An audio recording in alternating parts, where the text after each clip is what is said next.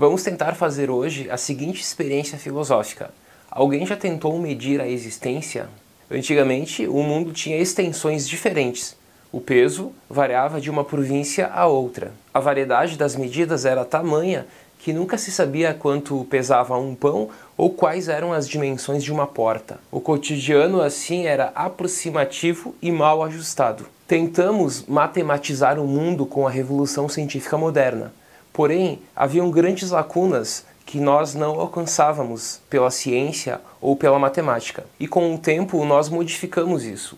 Hoje as normas são fixas, as escalas são unificadas e nós não paramos de medir as coisas que nos rodeiam. Para preparar um bolo ou qualquer outra receita, as quantidades devem ser pesadas de forma precisa. Para decorar um cômodo, consertar um motor ou mesmo organizar uma horta, nós precisamos fazer cálculos, nós precisamos da matemática para nos auxiliar nessas tarefas do cotidiano. E é claro que nós confiamos nesses cálculos que usamos ao realizar esses tipos de tarefas e não ficamos apenas no aproximativo ou na estimativa. Nada de viagem sem mapas, sextantes, bússolas, planos de voo, GPS e mesmo outras máquinas que ainda nem foram inventadas. Nós precisamos sempre medir, organizar tudo. Você mede os seus filhos, os pesa, os analisa. E você também é medido e pesado e regulado e normatizado por esse tipo de contagem. Você faz exames de sangue, de urina, de fezes, faz biópsias, enfim, nós vivemos regulados pelas normas da matemática. Somos, em linhas gerais, avaliados, pesados e analisados sob todos os ângulos. Mede-se a quantidade de dióxido de carbono no ar que respiramos, a quantidade de albumina e de potássio na urina, a quantidade de gordura e açúcar nas nossas veias. Nós nos preocupamos com o nosso peso, a nossa taxa de glicose e a nossa pressão arterial. E sobre algo que transcende tudo isso, que transcende o nosso mundo físico e o nosso corpo material. Será que nós temos como medir? Temos como medir a nossa existência?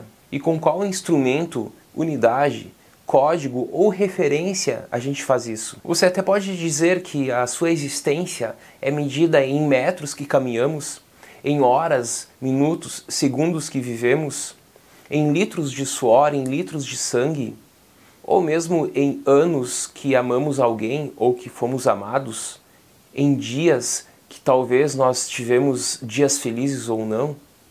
Enfim, é possível medir a existência? A vida até poderia ser descrita por uma série de equações, por uma trama cerrada de dimensões, massas e forças, mas apesar disso, será que nós temos como medir aquilo que persiste, que é a nossa existência? É engraçado que poucas pessoas pensam sobre isso, mas afinal de contas, isso não é o que há de mais essencial na nossa vida?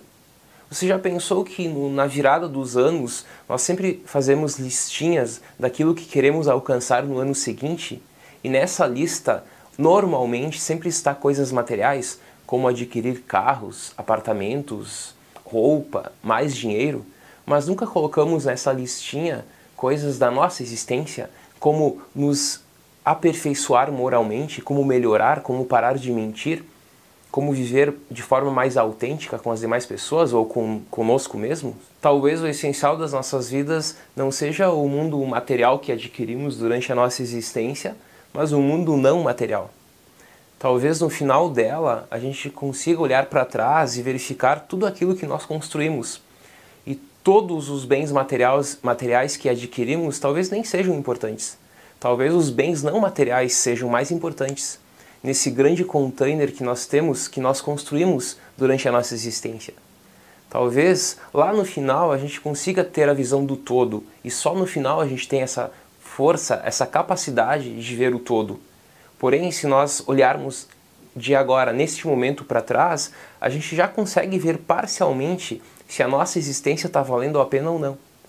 Então, a tarefa que eu deixo para vocês é a seguinte: você consegue medir a tua existência? Meça a sua existência. Até o próximo vídeo.